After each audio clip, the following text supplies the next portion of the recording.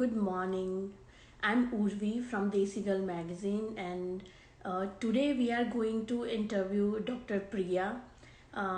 She works in a internal medicine, and we are going to talk with her about her journey as a doctor, and we are also going to talk about little bit related to COVID and how you can do self care, how you can keep your mental health good during this COVID time, because I know this is going since last year and it seems like it's not gonna end. I don't know. I can't wait to get over with this thing. But let's talk with Dr. Priya and just learn about how she got into the medicine and how she is coping up with COVID patients and what else we can do to do our life better, especially during this critical time. So let me go ahead and add Priya. Hey, hi. Hi, how are you? I'm good. How are you? I'm doing great. Thank you so much for having me. Thank you. It's really pleasure to have you on our platform Of and learn course. about you. Of course. It's such a pleasure. Yeah, how is your day so far? Everything is good. I just came back from the hospital. So it's just I'm in between clinic and the hospital shifts and some didactics. So we have some good time to have a good conversation. Oh wow, we are excited too. So let's start with the basic question. Sure. Introduce yourself. Yeah, so my name is Priya Jaisinghani. I'm an internal medicine board certified physician and currently training in endocrinology. A little bit about me, I love dancing. Personally, I've been trained in Bollywood and Kathak. Not many people know that, for about 9 years under Padma Khanna. And I love traveling. I've been to almost 65 countries and I love fashion. Wow, Yeah. that's so interesting. And I especially saw some of the reels with your brother, and Yes. it's really interesting. Thank you so much. Yeah. So, how you got into the medicine, and what was your inspiration? Yeah, so how I got into medicine actually had quite a bit to do with where I grew up. So I was born and raised in Edison, New Jersey, and New Jersey is a very small state, one of the smallest in the country, but it's one of the most diverse. And so I grew up around a lot of different, ethnic minorities. But at the same time, with that token, came different socioeconomic classes, people battling a lot of different healthcare disparities. So, meaning gaining access to care might have been difficult, gaining access to a physician might have been difficult, battling social stigmas. And so, I learned from there that I wanted to engage with this community. I wanted to help educate this community about their health. I wanted to empower them to have an active role in their healthcare. So that's why, I wanted to be their educator, I wanted to be their advocate, and I wanted to do all of that through health and science, which I was naturally inclined towards, from a very young age. So I thought the best path for me would be to become a physician. And so here I am. Oh wow, that's interesting, and that's really inspiring because whatever you see inspire you very deeply. Yes. Yeah, Yes, that's indeed. true. I truly came into this field for my community. So Yeah. So, what you love about being physician? what I truly love is having a long lasting relationship with my patients. I love seeing them through their journey of health. I love making joint decisions with them, and those decisions lead to long lasting impacts on their life and their health. And I love seeing them flourish and do well in their lives. I love seeing them out in the community. It's such a pleasure when you're out in the community and you bump into one of your patients and you see them in their own environment. It's truly amazing. But I really came into this field, to have that long lasting relationship with my patients. That's true. That's true. That's really interesting. So, like, I'm sure normally being physician is obviously exciting and getting interaction with your patients. But like, especially during COVID and whatever is going on, how it changed your experience? Yes, so COVID changed the world for us, didn't it? like I was saying, my true love is really having that relationship with my patients. And now it became to the point where, I couldn't even see their smile. It was behind a mask. I couldn't put my hand on their shoulder because we had to maintain social distancing. I had to be mindful about how many people were in the room if I wanted to have a family member sitting in the room, to explain a health plan. So I had to start being mindful of all these things. But I think one thing, that really grew in my heart was my appreciation and my admiration for my colleagues. I think you can imagine, being on the front lines when the pandemic began, we were completely overwhelmed with the sheer amount of patients, unprecedented number of patients that we were seeing.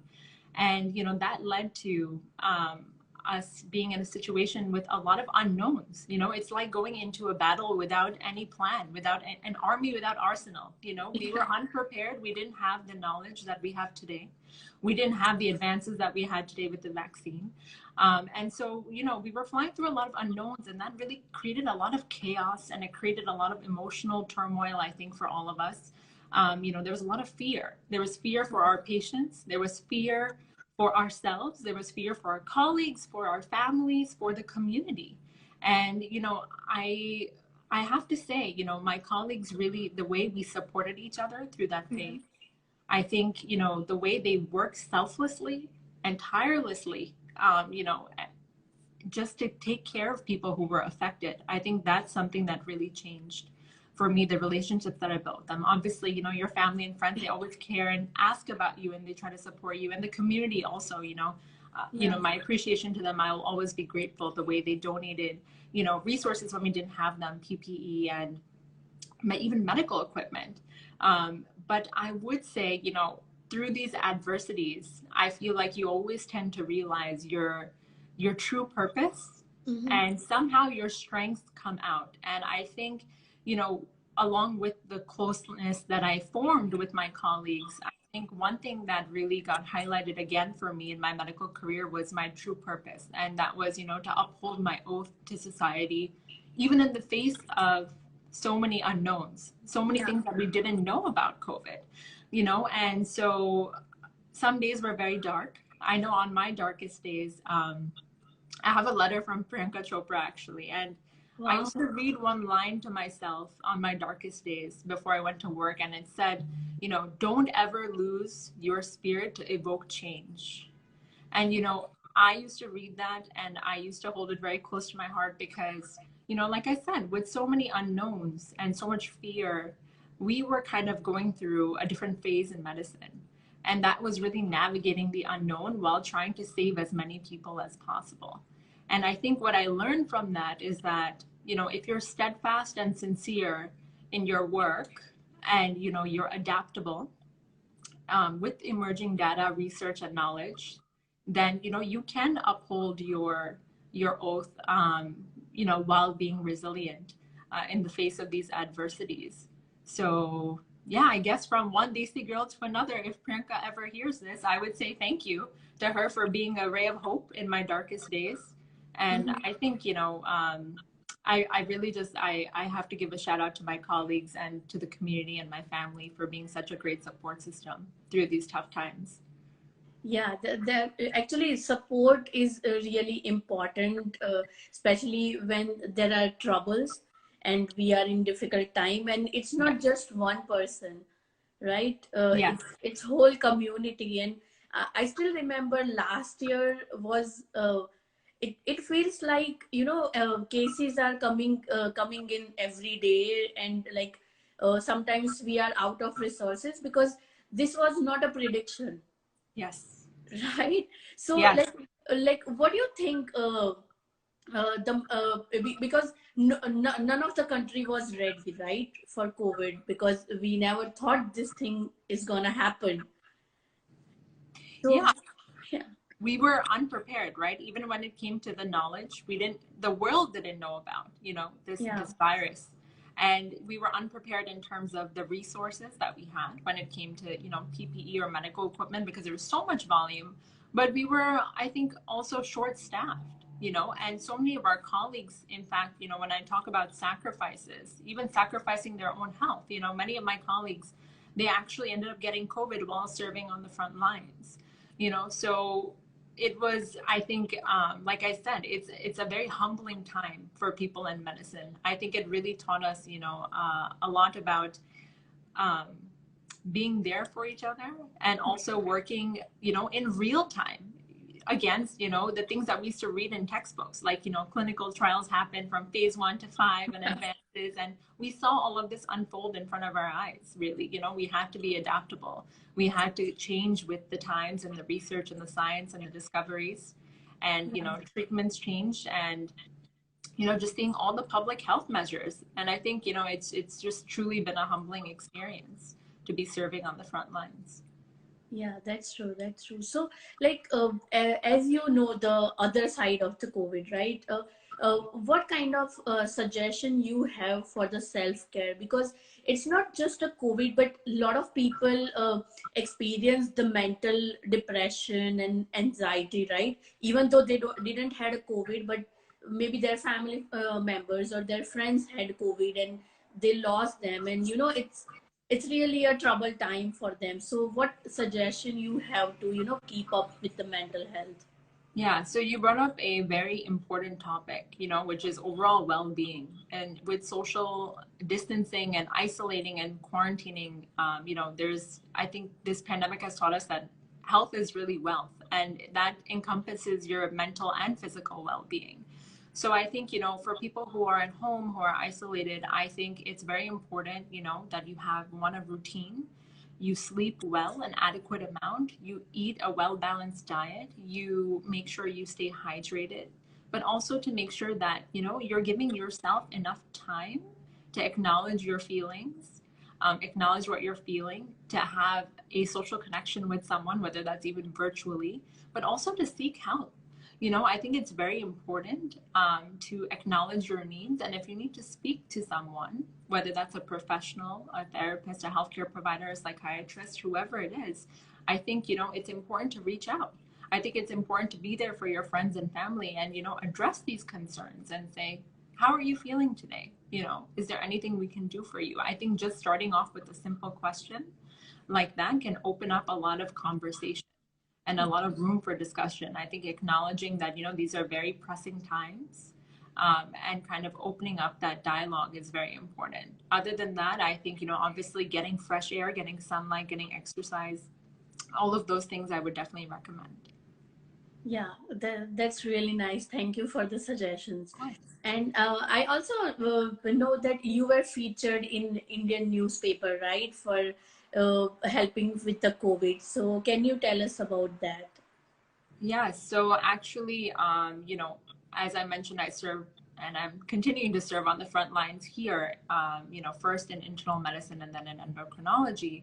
But at the same time, back in about March, I started hearing about the surge in India, the second surge, where India was facing, you know, a battle with the Delta variant of COVID. And at that time, I had about, um, 30 to 50 people that along, the month who I knew between friends and family who had gotten diagnosed with COVID. And just like we faced problems here, they were also facing situations there where it was, such a sheer volume. Physicians were hard to get a hold of. People were scared. They were at home. They couldn't manage to get in touch with healthcare providers. So we actually, I teamed up with a group of civilians who were on the ground in Bombay and Delhi, across different cities in India. And it was a small group of physicians. And we worked together to provide best practice guidelines to kind of calm some of those fears, some of those concerns that people had while they were, waiting to get medical care. So sometimes, it was basically like a helpline where we were providing practice guidelines like, yes, you should go seek medical attention, or providing resources for people, because, many other things also came up. And that's what happens during, situations like this. Oftentimes you start to notice the cracks in systems. So our job was to make sure that we get people to the right place at the right time and to provide them adequate resources. So that's some of the work that, I did and was fortunate to do. And yeah.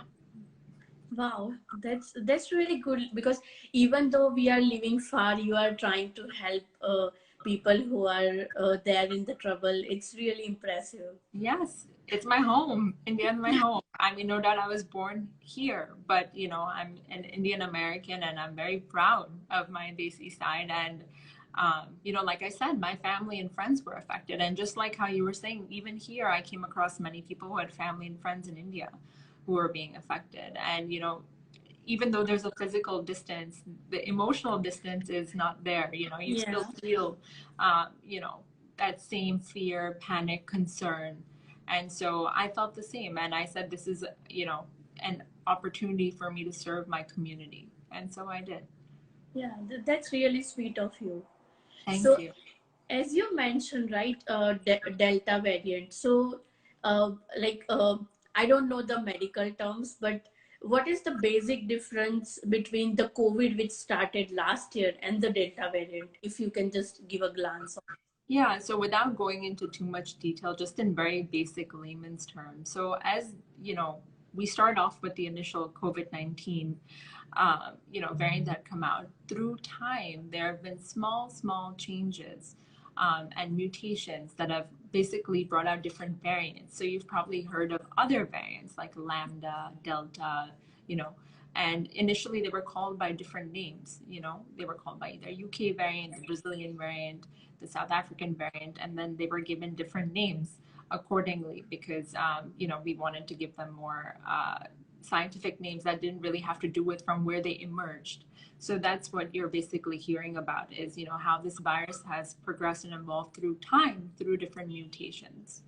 So it's just different variations of that virus. Okay. Yeah, so okay, we are talking a lot of about COVID, but it's just a hot topic right now, and That's okay. we cannot get off that. So also share something about internal medicine. So I know like Yes. there are different medical field right inside the medicine. So what is internal medicine, and how you get into that? Yeah, so internal medicine, is really an all-encompassing field. We basically deal with all of the medical problems, including, we have subspecialties, so there's cardiology for the heart, there's GI, for abdominal issues or belly issues, there's pulmonology with the lungs, there's many different fields. There's endocrinology that deals with your hormones, and all of these kind of fall under internal medicine, which basically is your general primary care doctor. And I would say, I'm actually the first doctor in my family. And I'm first Wow. generation here. Yeah. So for me, I liked the variety that I could see in internal medicine by serving as a general practitioner. Um, and I would say, for anyone who's looking to go into internal medicine, I think it's very important, you find your purpose, you find a field within it that you like, or maybe you just want to practice general internal medicine. And Mhm. then it's important to find a mentor who has a similar alignment to what you would like. And I know that's very difficult, especially, being, like I said, first generation here, first doctor in the family. So I always like to pay it forward. So if anyone, ever needs any assistance or help, if I can be of any help, feel free to reach out to me on Instagram or Twitter. You can always drop me a DM and I'd be more than happy to help in any capacity. Yeah, thank you. Thank you so much. So, being so you are in New Jersey, right? So I'm currently practicing in New York right now. I'm training in endocrinology. But I'm Okay. originally from New Jersey. So I actually, contrary to most people, most people moved out of New York City during the pandemic. I actually moved into New York City during the pandemic. Okay. So, Yeah. how was your experience moving to New York during pandemic? Well, it was very different than what I initially thought it would be. I had planned to move here according to my new job before the pandemic. And so my vision of myself living in New York was very different. I thought I'd, go and explore the city and, all of its vivaciousness and, Yeah. uh, restaurants and everything. But, as we know, COVID hit and I saw a very different side of New York. I'm sure many of you, watched the ball drop during New Year's and you saw Times Square was completely empty. And I remember when I first moved here, when I used to go to work, it was surprising if I used to see 5 people on the way to work sometimes in the morning, Wow. so it was completely empty. Wow. Yes. Yeah, because like I especially know New York is known for the like crowded city, and Yes. you cannot get through the walkway without bumping into anyone. So Yes, the city that never sleeps, right? yeah, Always hustle bustle at any time, at any hour. And, in the past, I've been to places like Times Square, even late at night, and it's been packed. And yeah. during the pandemic, it was absolutely empty. So, very, very different world, very, very different New York. But Mhm. I still think, we held our ground. And I think that's the important thing, that we came together in difficult times. Yeah, that's true. That's true. So you also work in like you also have a connection with South Asian community mental health, right? Yes. So can you tell us about that? Yes, so I actually am on the board of directors for a group called Samhin, which is South Asian Mental Health Initiatives and Network. And basically, what we do is fight the stigma against mental health and kind of advocate for mental health literacy, and we really promote that. And we offer a very wide variety of workshops and groups. We have a support group for example, for suicide survivors. We have a support group for women going through divorce. We have a healthcare provider line, which provides culturally competent healthcare providers and connects you with them so you can feel, like you're being understood at the core when you're seeking help. So those are some of the things we offer. And I really love being a part of, that initiative because, like I said, I believe that, mental health is a part of your well-being in totality. So I think it should be both, mental and physical. Yeah, so like what common mental health problem you have seen in especially South Asian? So, I think one thing is South Asians, we tend to shy away from, I think, acknowledging our mental health in the first place. So that's been one barrier that we've faced. I think minority groups here also face, different things like microaggressions. We've seen a lot of some civil unrest that's come up with different minority groups facing, different instances of racism even. And then, of course, they're naturally afflicted by other things. For example, anxiety, depression. Um, there's a lot of statistics that we have on our site, even about, immigrants that have come here, and teenagers in school, and how, South Asians might be more affected in that way because of the microaggressions they may be facing. So there's many, many things, sometimes even your health problems, such as diabetes, which is very prominent in the South Asian population, can lead to predisposing you to more mental health problems, possibly. For example, patients with diabetes are predisposed to mental health problems by 2 to 3 times. Yeah. So, that's another thing that we can commonly see with, physical health problems, then leading to or propagating further mental health problems based on, the ethnic group. So we see that often as well. Yeah, yeah, that's true. That's true. So, like, uh, do you think if people are not ready to open up, especially in South Asian, like about their mental health, and that cause lot of trouble in physical health as well? Yes, because I think, like you said, um, if there's trouble, opening up about it, then it stays bottled in. And, there's something called psychosomatization in medicine. And sometimes, if you're having difficulty with maybe a mental health issue, it might manifest as a physical symptom sometimes. And that's why I think, in our communities, it's very important that we have normalization, and Mhm. that can happen often through representation. So I think the best thing is for you to be an advocate in your community and open up the dialogue and show people that it's okay to talk about things like that, So I think that's the best thing to do. Thank you. So I have like one last question. I don't Sure. want to hold you too long. No, that's okay. Please take your Yeah. time. So, like, being a South Asian, being a Yeah. Desi girl, how you see that reflection in your work? Well, I'm very proud to be a Desi girl. I'm very proud to be a Desi doctor. I think, a lot of my work, the reason I came into this field was for our community. Like I said, I joined endocrinology because the South Asian community is really ravaged by diseases like diabetes and, people grappling with obesity and these such medical conditions. And that's why I really went into endocrinology, is to serve our community. So that's on a professional front. But just being Desi, I love interacting with my patients and talking to them in Hindi and talking about, Desi music, food, films. So, that personal connection that you feel, I think that, if you want to call it a style, that kind of translates into my work. And then, again, like I said, I'm always an advocate for our community. And I feel like I'm basically serving as a cultural broker, being Indian American, Yeah. So basically serving as an amalgamation of both areas and cultures. And so I always try to serve as an advocate, by participating in organizations like Samhin. Or, I'd work with another organization called SATI, which was South Asian Total Health Initiatives. So, my work continues with the community, and, I really try to address their needs and concerns and help them grow here. So, Wow, that's interesting. So, because you mentioned, I have one more question. sure. So, do you think if you use like the language which patient are comfortable with, that is easy to break the ice? Of course, 100%. Everyone likes to feel comfortable, right? And language, food, these are all things that I think join people together.